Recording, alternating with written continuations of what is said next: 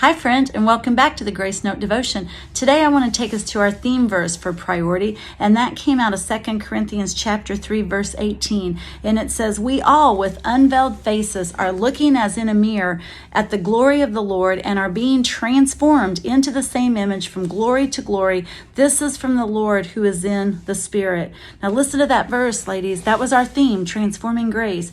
What it means is our lives are all about transformation. As we move from glory to glory, we see God, His glory. We see God, His glory. We see God, His glory. The more we see of God, the more we get to know who He is. As we learn more about God and His character, that should be transforming us. And when we come into contact with God and we really see Him, that should leave us in awe.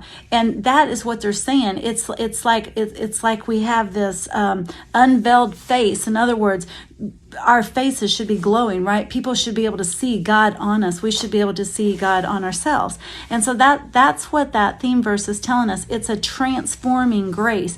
So what I want us to do today is let's be realistic with that verse. I don't want us to get caught off guard. We talked about going into the fields where God is calling us to. And sometimes we think we're the victims, and sometimes we let life come at us and let it beat us down a little bit.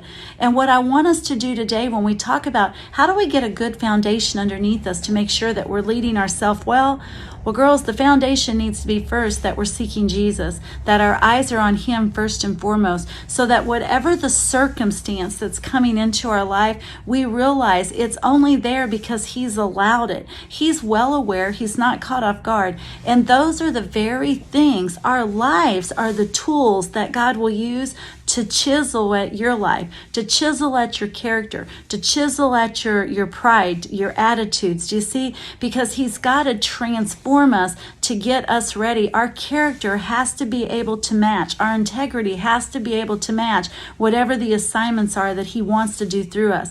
We know He's more interested in what He does in us rather than He does through us. But there are works that have been created for you. There are things that He's called you to go do, that He's prepared before you ever took your first breath to go do. We have to be aware of that. And what does it look like to lead ourselves well so that we're ready to go and take those fields that He's calling us to? The first thing we have to do is abide. We have to have that relationship with Jesus, and we have to understand what's playing out in front of us.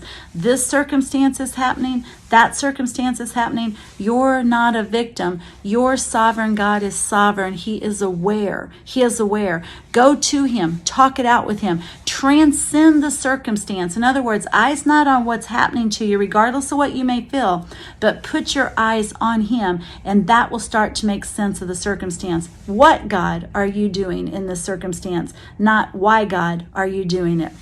Again, we all, with unveiled faces, are looking as in a mirror of the glory of the Lord and are being transformed into the same image from glory to glory. This is from the Lord who is the Spirit. Girls, God has a story written for your life, and it's just playing out.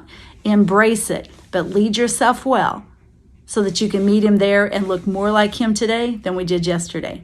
I'll see you next week.